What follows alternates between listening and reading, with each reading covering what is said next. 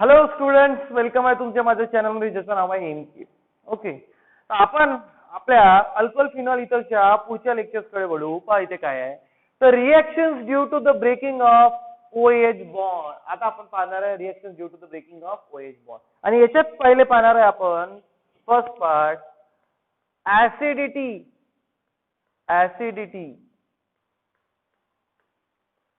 Of alcohol and phenol. ठीक आहे, पहा acidity of alcohol and phenol. आता लक्ष द्या, याच्या टेस्ट आहे. टेस्ट अल्कोहोल ऍसिडिक आहे का, फिनॉल ऍसिडिक आहे का, याच्या टेस्ट होत्या. या टेस्ट स्टेट गव्हर्नमेंटनी 25% रिडक्शन मध्ये काढून टाकल्या. पण तरीही तुम्हाला टेस्ट माहित असल्या पाहिजे, म्हणून आपण काय म्हणू, आपण कन्सिडर करून चालू की आपण टेस्ट स्टडी केलेला आहे. पहा, तुम्हाला माहित असायला पाहिजे सगळ्यात पहिली गोष्ट, alcohol are neutral in nature.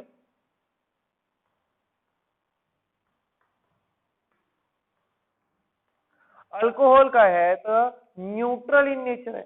आणि दुसरी गोष्ट, phenol are weakly acidic in nature.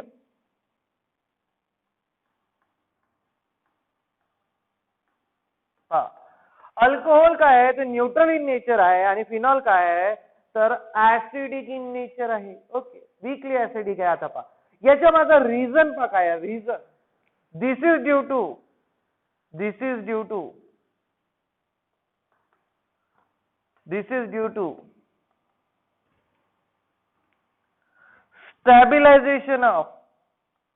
stabilization of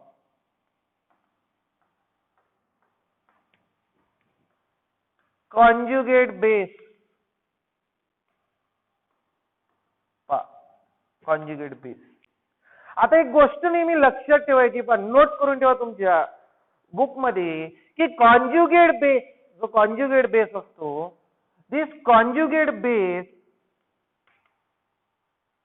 if it is stable, जर तो स्टेबल असेल तर तुमचा कंपाऊंड हा ऍसिडिक राहतो. आणि जर तुमचा कॉन्जुगेट बेस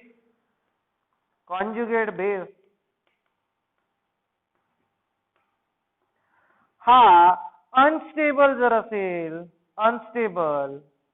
तर तुमचा जो ऍसिड असतो हा लेस ऍसिडिक राहतो किंवा ऍसिडिक राहत पण नाही. ओके, आता पहा, अल्कोहोलच्या केसमध्ये तो न्यूट्रल इन नेचर आहे. याचा माझा रिझन आहे की त्याचा कॉन्जुगेट बेस हा काय राहील, unstable.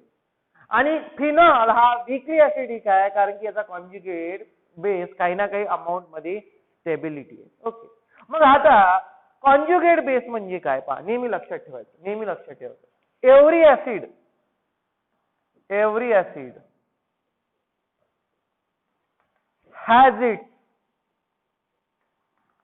has its conjugate base.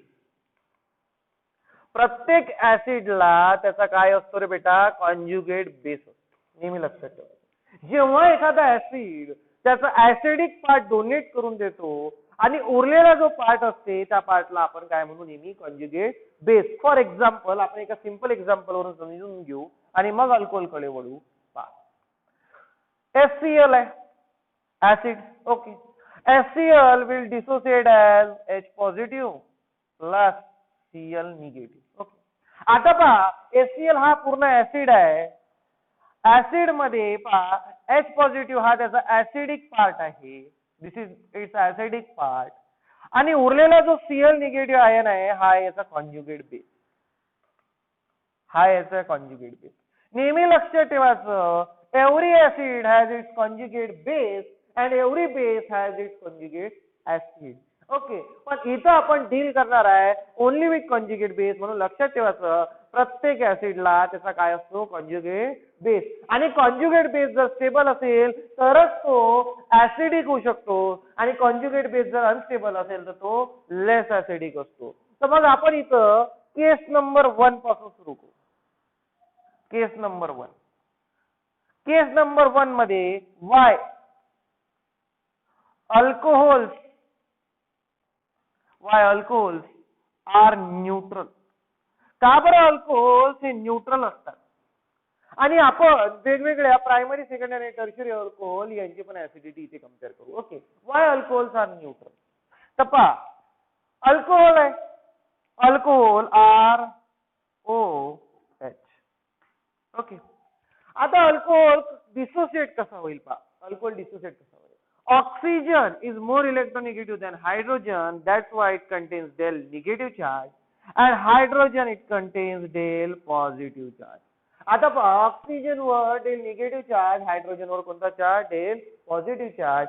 त्या कारणाने इथे एक स्पीसीज तयार होते R O negative.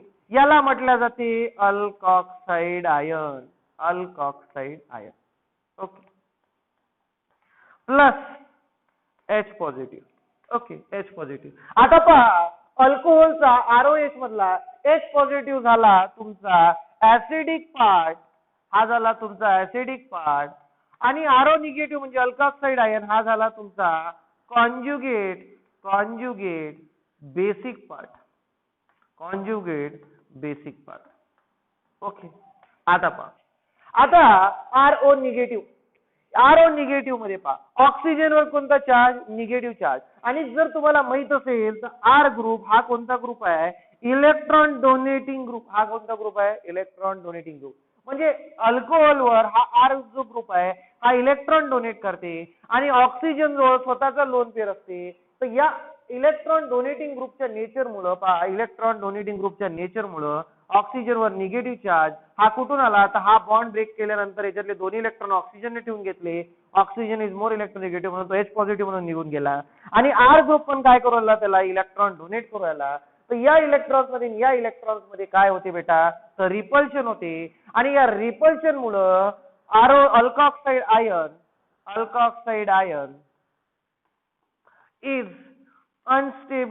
Is unstable. अल्कॉक्साइड ion हा काय झाला? अनस्टेबल. म्हणजे याचा कॉन्जुगेट बेस काय झाला?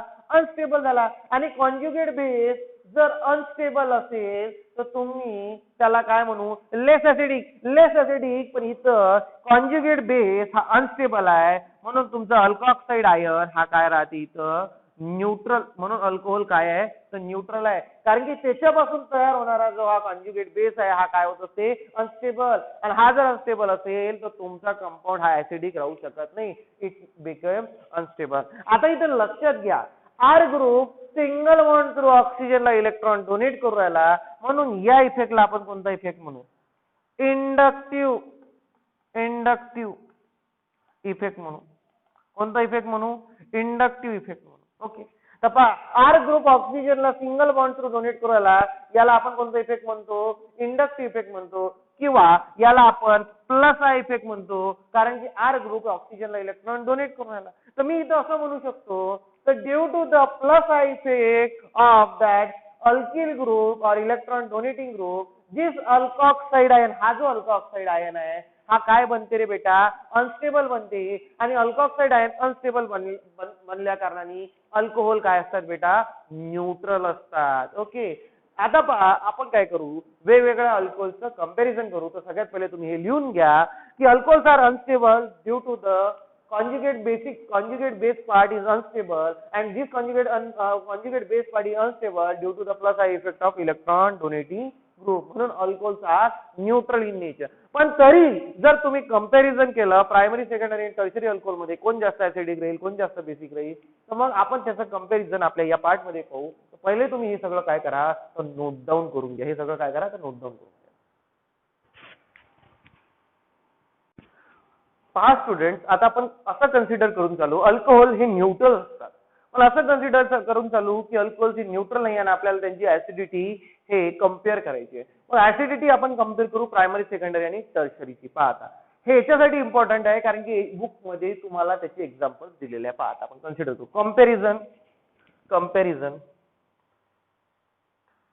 Comparison of primary secondary and tertiary alcohol. Primary secondary and tertiary alcohol. आता आपण कंपॅरिझन करू. पाहता for example CH3 CH2 OH हा एक कंपाऊंड. आता इथेनॉल आहे. इथेनॉल जर डिसोसिएट जर झाला वॉटर मध्ये जाऊन H पॉझिटिव्ह आयन जर डोनेट केला तर याच्यात CH3 CH2 O negative plus H positive. तर दिस इज द ऍसिडिक पार्ट. आणि याला आपण काय म्हणू, याचा कॉन्जुगेट बेस. आता पहा, आता हा झाला तुमचा प्रायमरी अल्कोहोलचं एक्झाम्पल. ओके पहा, एकच ग्रुप अटॅच आहे ऑक्सिजनला. ज्या कार्बनवर ऑक्सिजन आहे त्याला एकच कार्बन अटॅच आहे, म्हणून हा कोणता अल्कोहोल झाला, primary alcohol. Let us consider the example of secondary alcohol. Secondary alcohol म्हणजे काय, कार्बन याला OH ग्रुप लागलेला, याला दोन वेगवेगळे कार्बन लागलेले CH3. ओके, आता हा कसा डिसोसिएट होईल रे, CH3 O negative H positive. Okay, आपल्याला माहित आहे oxygen is more electronegative than hydrogen. Oxygen वर निगेटिव्ह चार्ज, हायड्रोजन वर positive charge. This is conjugate base, this is acidic part. Okay, आणि हा कशाचा एक्झाम्पल आहे बेटा, तर सेकंडरी अल्कोहोलचा एक्झाम्पल आहे. टर्शरी अल्कोहोलचा कॉन्जुगेट बेस तयार करायला लागेल. पहा,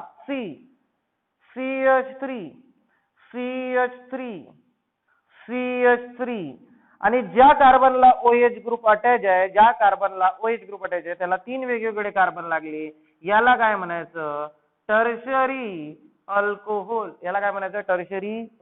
आता पहा टर्शरी अल्कोहोल, याचा जर कॉन्जुगेट बेस तुम्ही पाहिला तर CH3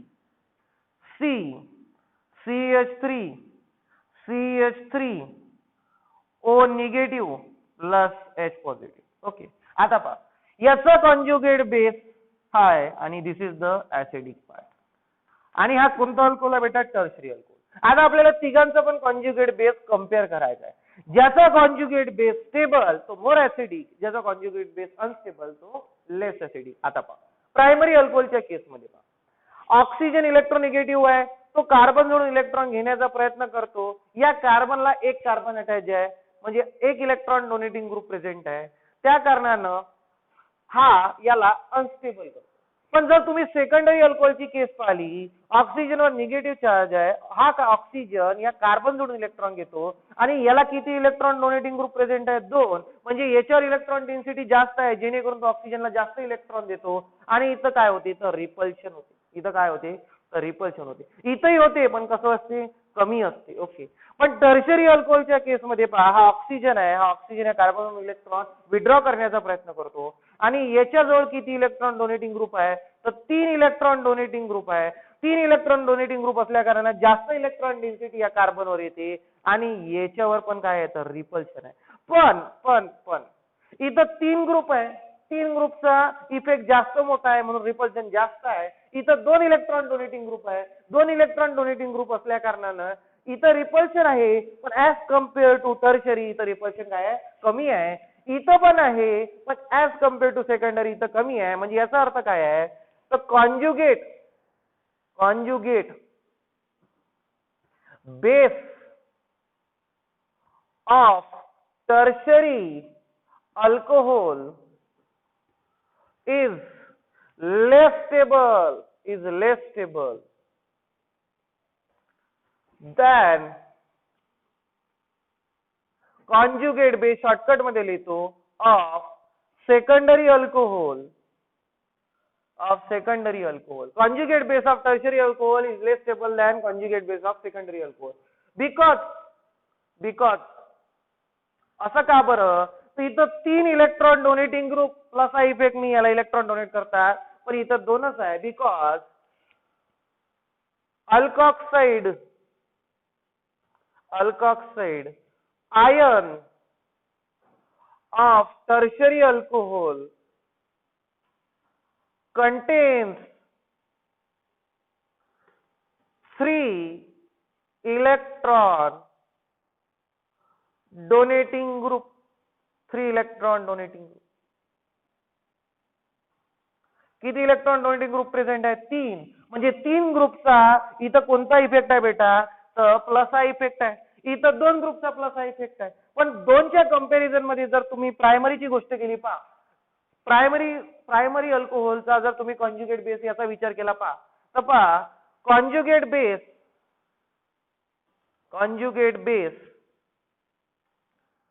of secondary alcohol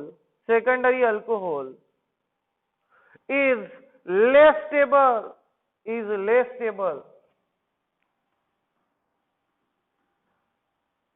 than conjugate base of primary alcohol.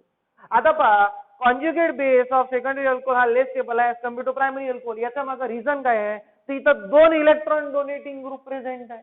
2 electron donating group या ऑक्सिजनला अनस्टेबल करतात जेणेकरून इथं रिपल्शन होते. पण इथं किती इलेक्ट्रॉन डोनेटिंग ग्रुप आहे? एकच ग्रुप प्रेझेंट आहे. म्हणून प्रायमरीचा कॉन्जुगेट बेस जास्त स्टेबल आहे. तर पहा conjugate base of secondary alcohol is less stable than conjugate base of primary alcohol because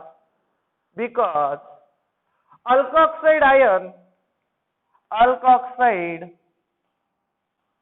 ion of secondary alcohol contain 2 electron donating group.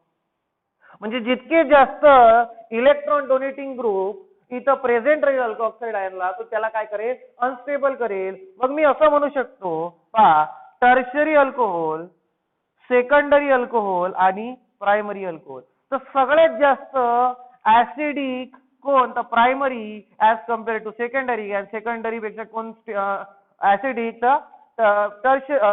Tertiary पेक्षा कोण ऍसिडिक? तर सेकंडरी पेक्षा कोण ऍसिडिक? तर प्रायमरी.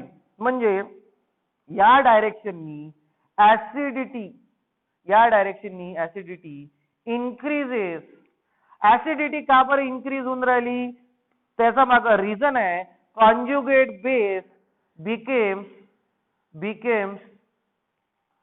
स्टेबल. कॉन्जुगेट बेस इकडे काय होत जाते? तर स्टेबल होत जाते. आणि कॉन्जुगेट बेस जर स्टेबल होत गेला तर इकडे ऍसिडिटी काय होत जात असते? इन्क्रीज होत जाते. तर त्या कारणाने नेहमी लक्षात ठेवायचं primary alcohol is more acidic than secondary alcohol is more acidic than tertiary alcohol. हे आपण आपलं जे हे आहे कंडिशन तयार करून सांगू राहिलो. तसं जर आपण अल्कोहोलची टेस्ट केली तर alcohol is neutral in nature. Alcohol काय असते? न्यूट्रल. पण इथं तुम्हाला लक्षात ठेवावं लागत कंपॅरिझनचे एक्झाम्पल तुमच्या इंटेक्स क्वेश्चन मध्ये दिलेले आहे.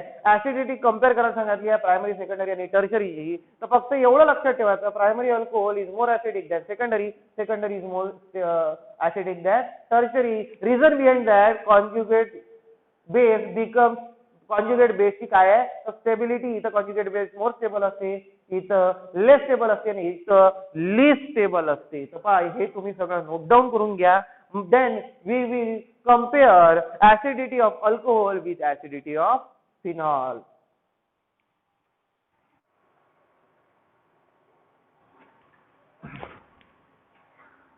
First students, we are comparing acidity of alcohol with acidity of phenol. हे तर आपल्याला क्लिअर झालेलं आहे आपल्या टेस्ट वरून की अल्कोहोल हा न्यूट्रल आहे आणि फिनॉल हा मोर ऍसिडिक आहे. आता याच्या मागे रिझन काय आहे? याच्या मागे रिझन काय? आपल्याला माहित आहे if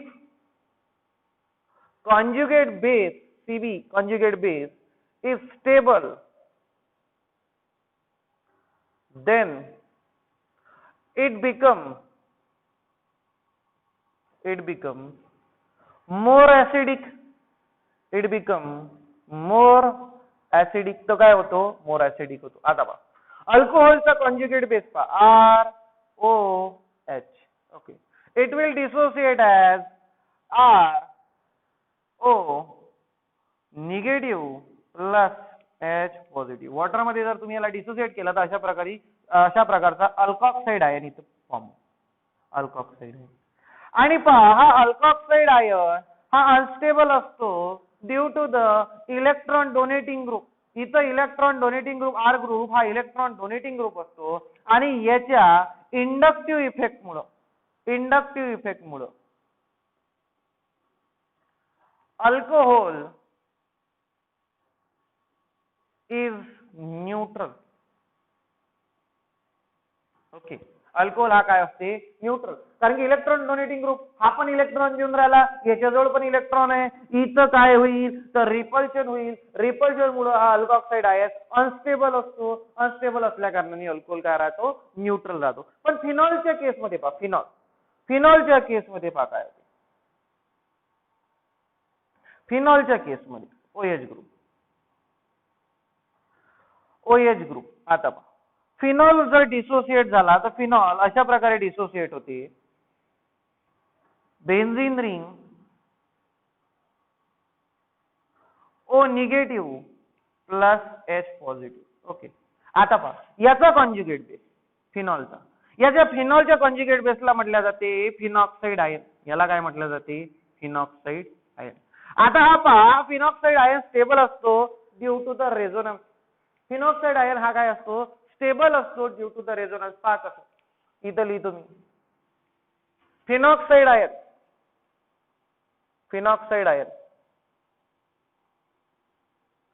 is stable due to resonance. Resonance मुळे तो काय असतो? स्टेबल असतो. पहा आता रेझोनन्स कसं तुमच्या समोर पहा. फिनॉक्साइड आयन ड्रॉ करतो पहा. Phenoxide ion O negative, this is phenoxide ion. आता पहा ऑक्सिजनवर जे असणारे इलेक्ट्रॉन्स आहे ते या कार्बन सोबत डबल बॉन्ड फॉर्म करतात. हा डबल बॉन्ड या ऑर्थो पोझिशन वर शिफ्ट होते. पहा रेझोनेटिंग स्ट्रक्चर ड्रॉ करू राहिलो, त्याच्या मधात कोणता एरो असला पाहिजे तर डबल हेडेड एरो असला पाहिजे. इथं आला निगेटिव्ह चार्ज, इथं डबल बॉन्ड ऑक्सिजन. ओके, आता पुन्हा पहा हा जो निगेटिव्ह चार्ज आहे या बाजूच्या कार्बन सोबत डबल बॉन्ड फॉर्म करतो आणि हा डबल बॉन्ड या पॅरा पोझिशन वरच्या कार्बनवर शिफ्ट होतो. Resonating structure is given by double headed arrow. हे नेहमी लक्षात ठेवायचं. डबल बॉन्ड O, इथं डबल बॉन्ड, इथं कोणता चार्ज आला बेटा? Negative charge. पुन्हा पहा हा निगेटिव्ह चार्ज या कार्बन सोबत डबल बॉन्ड फॉर्म करतो आणि हा डबल बॉन्ड कोणत्या पोझिशनवर शिफ्ट होतो? ऑर्थो पोझिशनवर. पुन्हा एक रेझोनेटिंग स्ट्रक्चर तयार होते. पहा डबल बॉन्ड O, इथं डबल बॉन्ड, इथं कोणता चार्ज आला? Negative charge. तर पहा हा निगेटिव्ह चार्ज पुन्हा या कार्बन सोबत डबल बॉन्ड फॉर्म करतो आणि हा डबल बॉन्ड कुठे शिफ्ट होते? ऑक्सिजन वर. तर पहा डबल बॉन्ड O निगेटिव्ह. तर इतक्या रेझोनेटिंग स्ट्रक्चर कारणानं हा जो आहे हा ऑक्सिजनची लोन पेअर हे पूर्ण रिंगवर फिरते. या रिंगवर फिरल्या कारणानं due to the resonance phenoxide ion is stable. कारण की एक नुसतं ऑक्सिजनवर तर निगेटिव्ह चार्ज राहत नाही. इथं काय होते? इथं नुसतं ऑक्सिजनवर तर निगेटिव्ह चार्ज राहते आणि वरून हा पण इलेक्ट्रॉन देतो, हा त्याला अनस्टेबल करून देते. पण ड्यू टू द रेझोनन्स हा निगेटिव्ह चार्ज पूर्ण रिंगवर फिरते आणि रिंगवर फिरल्या कारणानं फिनॉक्साइड आयन काय असते? स्टेबल. इथं पहा due to resonance due to resonance with ring, due to the resonance with ring, phenoxide ion is stable. आणि फिनॉक्साइड आयन स्टेबल आहे. Stability of phenoxide ion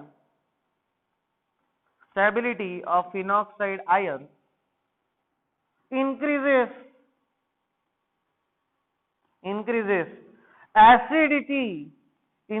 acidity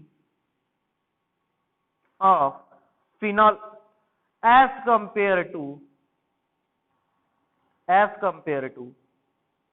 alcohol. फिनॉक्साईडची ऍसिडिटी इन्क्रीज होते, acidity जास्त असते as compared to alcohol. फिनॉलची का बरं, तर फिनॉक्साईड आयन स्टेबल आहे आणि फिनॉक्साईड आयन स्टेबल असण्याचं कारण आहे रेझोनन्स.